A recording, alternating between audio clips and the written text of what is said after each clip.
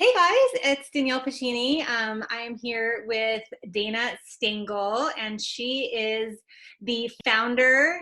And I'm sorry, what is your title again? Executive director. Executive director. Okay, she's the founder and the executive director of Teranga Ranch nonprofit. And I'm going to let her tell you guys a little bit about it, and then we're going to talk about some things you can do at home during quarantine to have some fun and help out with the urban animal connection. So go ahead and take it away, Dana.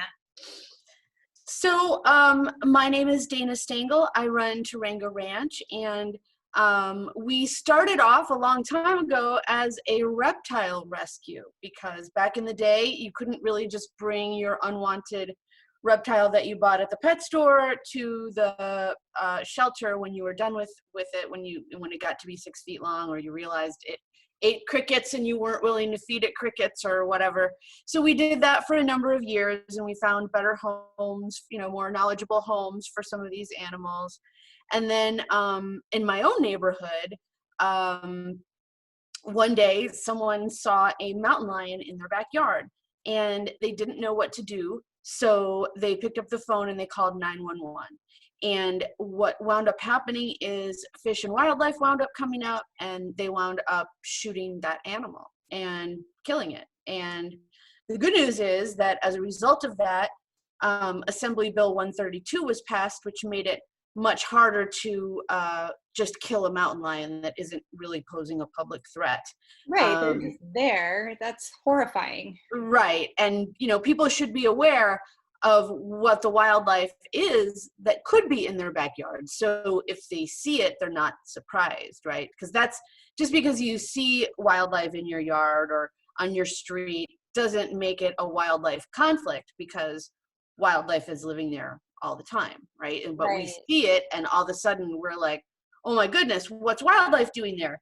And it's just because we saw it that day, but it was probably there, every day or every other day or every 2 weeks, depending on his schedule, depending on how big he is or what he is. But so when that happened, we realized, wow, people really don't know who could live in their backyard, and I'm in the Sunland area, and we have mountain lions, and we have bears. It could be anything, right? It's more likely to be a coyote or even a fox, but it could be a variety of things. So people in almost any area, even the more urban areas, are going to see some sort of wildlife in their area, even if it's a bird of prey, or whether it's some sort of a rodent or a squirrel, or there's wildlife all around us, right? So Right. when we see it, we should be like, yay, that's awesome. And another interesting phenomenon that's occurring right now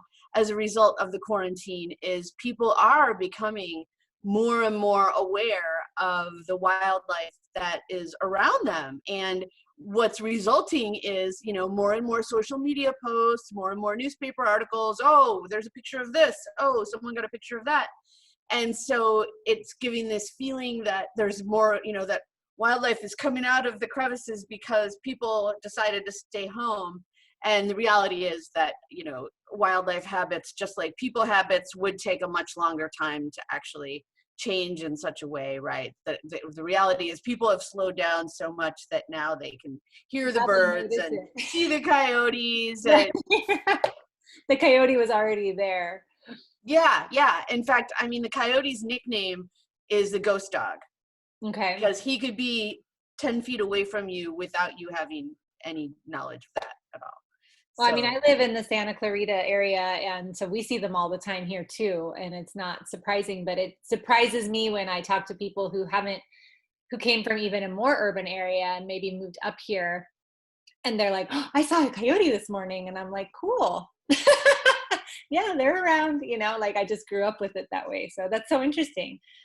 Yeah, well, and coyotes especially. Coyotes are one of my favorite animals to talk about because they are so interesting. They are so opportunistic, and we're finding them more and more on the urban interface, right? And they do really well. In fact, I have a little link here I'm going to show you. I'm into these visual aids lately.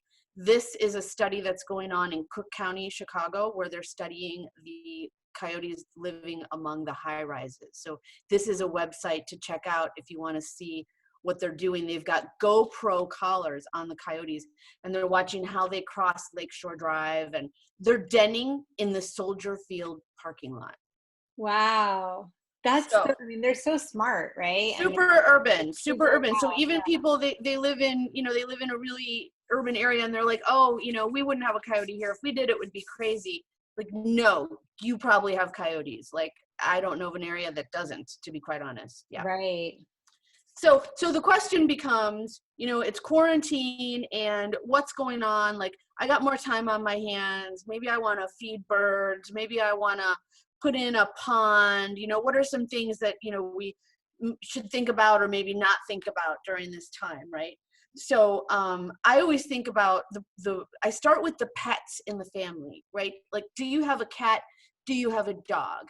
If you have a cat, does your cat go outside? Are you feeding feral cats? So these are things that all come into play. So if, for example, I'm feeding feral cats, I might not want to also put out bird food.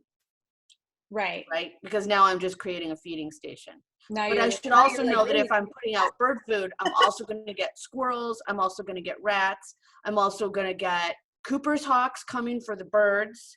Right. So whenever if you want something in your yard, put stuff in your yard to attract it. If you have small pets in your yard that you don't want wildlife in your yard, think about what you've got back there that might be attracting it. That's where I always start from. And I save people a lot of money on exterminators when we look at things like, what can attract it and what can deter it. So if I saw a mountain lion in my backyard and I was concerned, would your nonprofit be somebody I might want to report that to?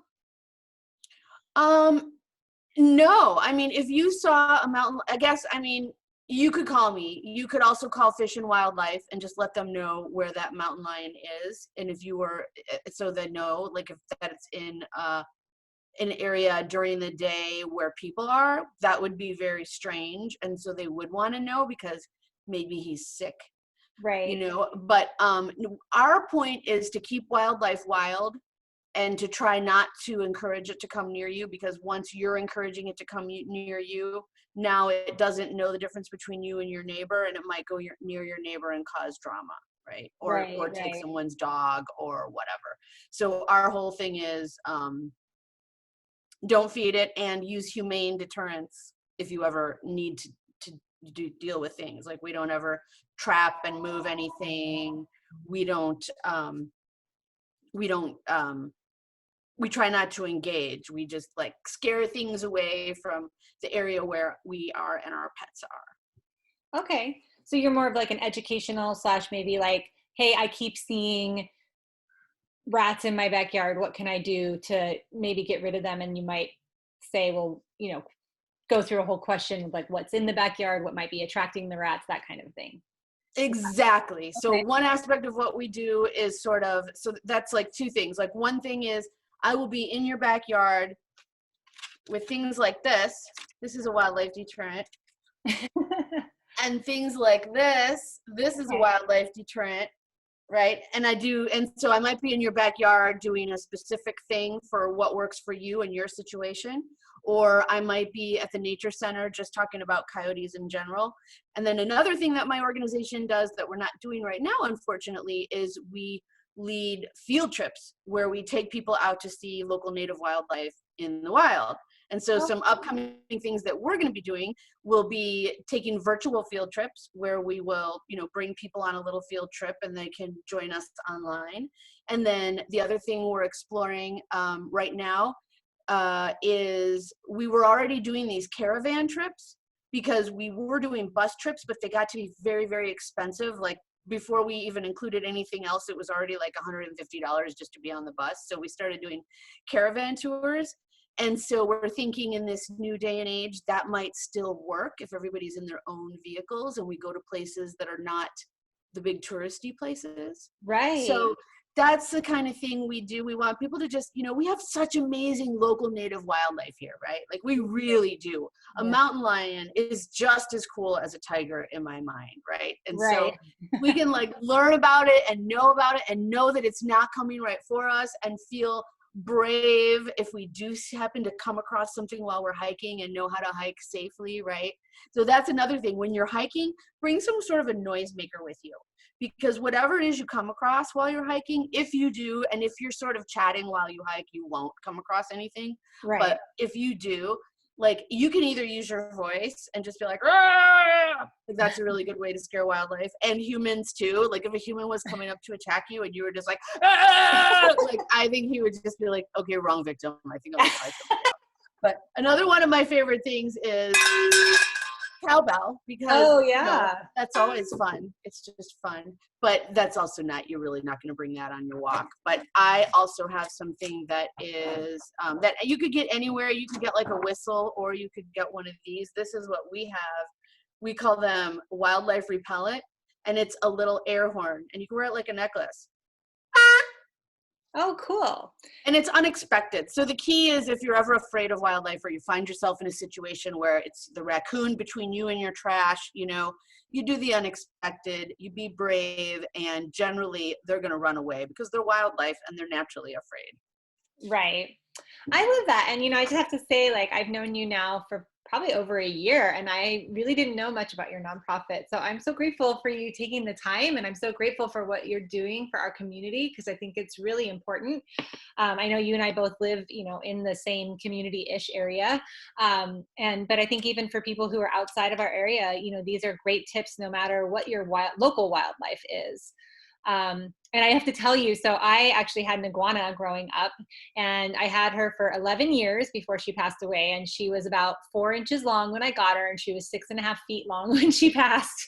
So they do get big, but I love reptiles. I love that about you. I had no idea we had that in common. So that's so cool, and thank you for doing what you do for our community, because I think it's really great. So if anybody wants to learn more about the nonprofit Teranga Ranch, you can just look in the notes of this YouTube video, and I have all the information there. So thank you guys so much. Let me just tell you 2 more things. We're on YouTube every week. So on Tuesdays and Thursdays, you can actually see me live. On Tuesdays, it's a kids program that we do, and that's really fun, 3:00 Pacific time. And on Thursdays, it's general audience, whatever. And this week coming up, we're going to be talking about rattlesnakes in both the kids program and the regular general audience one. Oh, cool. Okay. And I will put that information in the notes too. So if people click on this, they can look, and so they don't have to run. But yes, I definitely am going to put those on my calendar, because, rattlesnakes are going to become a problem in the next few weeks as it gets hotter. So, well, thank you so much, Dean. I really appreciate it. And thank you for what you do for the community. Thanks for having me. It was really nice to talk to you today.